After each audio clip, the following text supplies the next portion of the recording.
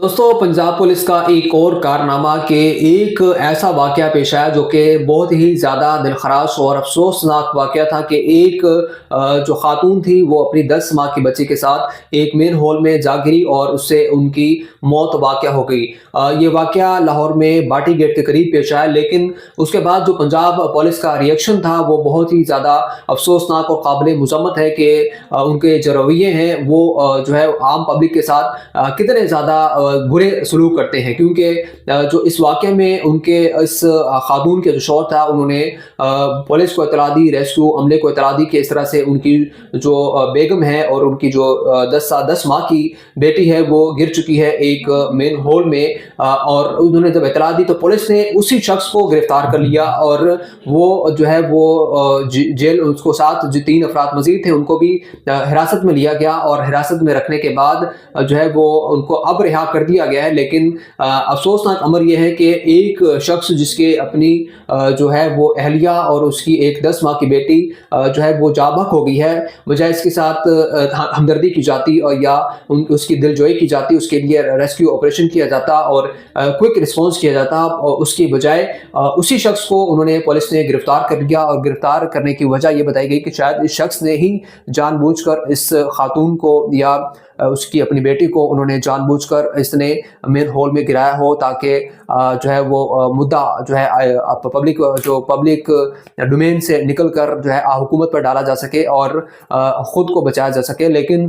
जब CCTV footage देखी गई तो पता चला कि वो शख्स जो बातें कर रहा था वो बिल्कुल सही कर रहा था। उसके बाद उसको रिलीज़ कर दिया गया। लेकिन अफसोसनाक खबर यह है कि अगर ये शख्स इसमें मुलविस भी था, लेकिन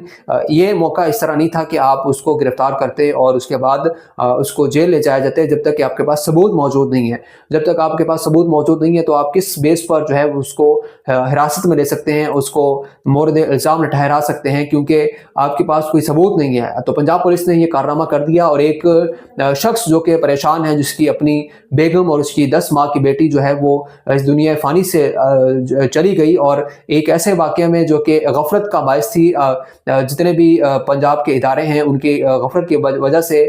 2 जानें चली गई, लेकिन उसके बावजूद भी उस शख्स के साथ हमदर्दी करने के बजाय उसी को गिरफ्तार कर लिया गया। उसके साथ जो उसके दोस्त थे 2-3 उनको भी गिरफ्तार किया गया और अब उसको रिहा कर दिया गया। लेकिन आप सोचिए कि निज़ाम कितना ज़्यादा बिगड़ चुका है कि एक शख्स के साथ ये वाक़या पेश आया, वो अपनी दाद रसी के लिए इदारों के पास जाता है, उसी को गिरफ्तार कर लिया जाता है और बाद में ये कहकर कि वो बेगुनाह है उसको रिलीज़ कर दिया जाता है सीसीटीवी फुटेज पर। तो जब तक आपके पास सबूत नहीं है तो पंजाब पुलिस किसी को कैसे और क्यों गिरफ्तार करेगी? ये एक सवाल है कि आप कानून से क्या बालातर हैं कि आप कानून को ही फॉलो नहीं कर रहे और आप एक शख्स को जो है वो बगैर किसी सबूत के